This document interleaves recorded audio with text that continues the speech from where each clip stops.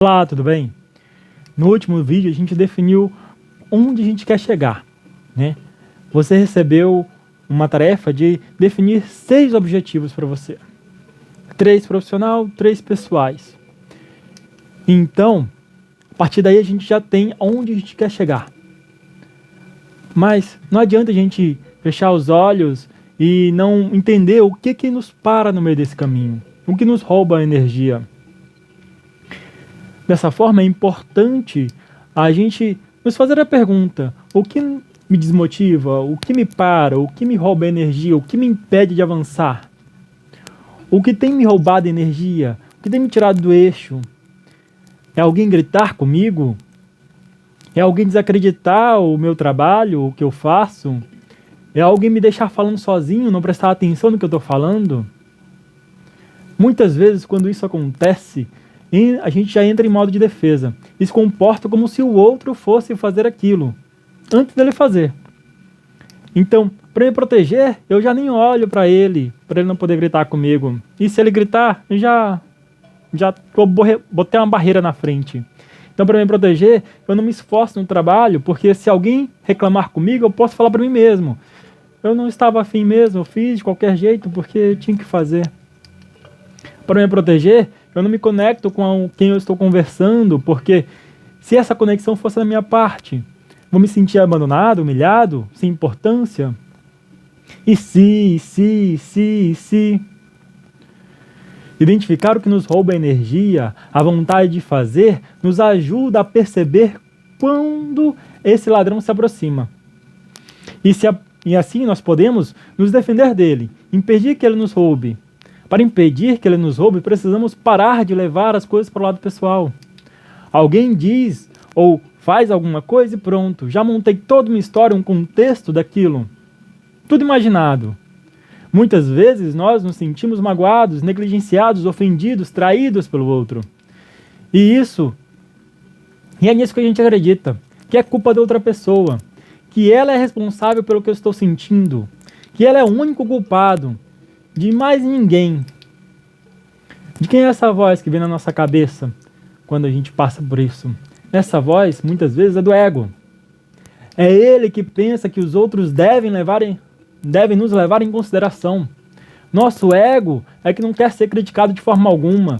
É ele que quer ser reconhecido nessa luta entre o que eu preciso para estar certo e que o outro precisa estar errado. Essa voz é dele. E os outros precisam admitir que eu estou certo e eles errados. Existe essa exigência, essa briga interna. Isso drena energia, drena vontade. Muitas vezes nós ficamos presos nessa briga e não avançamos. Nós temos 2 estratégias para não levar as coisas para o lado pessoal. Não levar para o lado pessoal, o ego não se sente atacado.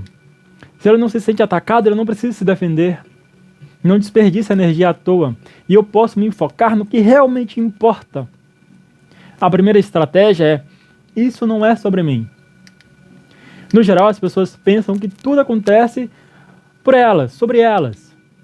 Se olharmos para outra pessoa, sobre a perspectiva do que ela está passando, o que ela está falando, e nos perguntarmos por quê, por qual motivo ela levaria essa pessoa a fazer o que ela está fazendo. Assim nós mudamos o foco para a interação específica e não para um juízo de valor. Não para uma acusação, uma crítica. Simplesmente entender o fato em si e não levar o fato para o lado pessoal. Ah, fulano não me cumprimentou. Ele não gosta de mim. Ele quer puxar meu tapete. Eu estou sozinho aqui contra o mundo. Foca no fato. Não cumprimentou. O motivo: estava sem óculos, distraído, cansado, não viu? Enfim, os motivos podem ser vários. Ou, de fato, ele te viu e não te cumprimentou porque ele não quis.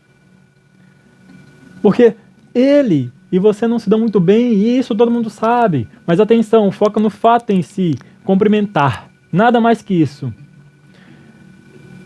O não cumprimentar não significa que ele queira puxar seu tapete, não significa que ele vá armar contra você. Mas interessante é que essa segunda visão trata a nossa segunda estratégia. Pode ser sobre mim, sim. Eu levei aquilo para o lado pessoal porque eu me sinto inseguro de alguma forma. Eu não concordo com uma parte de mim mesmo. Quando alguém direciona um adjetivo para mim e aquilo dói, significa que em alguma parte de mim eu tenho identificação com aquilo, sobre a percepção gerada sobre aquilo. Sobre as percepções geradas na infância é que são construídas nossas verdades particulares, nossas crenças, nosso modo de operação, nossas premissas, o óculos que a gente utiliza para enxergar a vida. Se eu não entendo que eu tenho essa ferida, muitas vezes eu decido, eu falo, eu sinto, eu vivo a partir daquela ferida. E aquilo me impede de avançar, porque eu nem consigo ver que eu estou enxergando tudo aquilo a partir de um ponto negativo. Não foi o fato que gerou aquilo, mas a minha experiência anterior com a ferida que gerou a percepção de dor naquele momento. Aquilo que a gente não identifica, a gente não corrige, não trata, não cura. Olhe para a intenção do outro. Qual é a intenção? Qual é o objetivo dele ao falar de mim? Ao falar alguma coisa? Ao não me cumprimentar? Alguém me criticou meu trabalho. Com qual intenção foi? Foi para te fazer crescer ou foi para te diminuir? Se foi para te fazer crescer, por que é que você não aceita, entende, verifica e cresce? Se foi para te machucar, verifica se aquilo tem algum fundo de verdade ou não e descarta caso não tenha. Mas você estando no comando, você pode retirar a parte emocional e ficar de fato com a mensagem que importa, com a oportunidade de crescimento. Se dói, é porque em algum momento ocorreu uma situação que aquilo se tornou real para mim. E perceber isso me machuca. Se dói, podemos nos perguntar por que nos machuca, o que é desconfortável. Se ele não me cumprimentou, ele está me desrespeitando. Será que é isso mesmo? Na verdade, eu me sinto deixado de lado, excluído do grupo. Quando ele deixa de me cumprimentar, parece que eu sou excluído. Então você tem duas opções de entender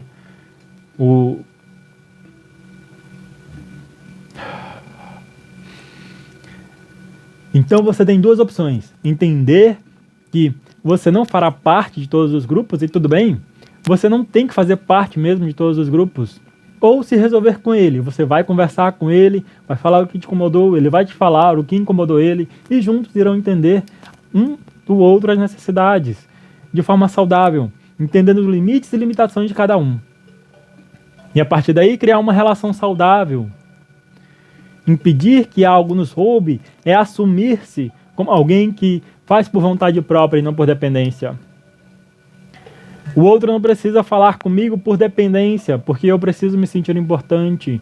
O outro fala comigo ou não por escolha própria. E isso não me afeta, porque eu não dependo disso. Não dependo da aprovação, não dependo de fazer parte necessariamente do grupo, não dependo de ser reconhecido por outro, porque eu próprio já me reconheço.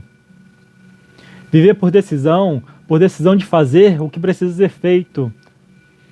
E quando que você vai viver por conta própria? Quando que você vai introjetar, puxar para si essa responsabilidade, que você é o responsável pela sua vida, pelas suas ações, pelos seus resultados? Quando é que você vai assumir o que você quer e fazer para isso acontecer? E fazer porque você quer, porque você acredita, porque este é você. Nada mais que isso. Não é porque você quer fazer parte do grupo, não é porque você quer ser reconhecido por alguém, é porque é isso que você acredita. Não adianta se esconder atrás de uma máscara de medo, de senso de pertencimento, escondendo quem de fato você é, afastando os outros, com medo da reação que pode ser diferente da que você espera. Por que que a reação do outro precisa ser como você espera? Por que que o outro precisa reagir como você espera? Por que que você precisa reagir como o outro espera? Entender que você tem a própria responsabilidade sobre os seus atos, sobre as suas ações, e que isso produz os seus resultados, é que vai te poder colocar em linha para o que você quer, para o que você deseja. Seja você o ponto de felicidade que vai transbordar essa alegria e contagiar todos à sua volta. Agindo como um imã que, devido à sua alegria, conexão, empatia, simpatia, atrai todos à sua volta. O resultado começa de dentro e não de fora. A partir de uma forma que eu encaro o mundo, que eu dou significado para os fatos, é que os resultados começam a aparecer. É sempre de dentro para fora. Esteja presente para ser presente. Estamos juntos. Conta comigo. Até mais.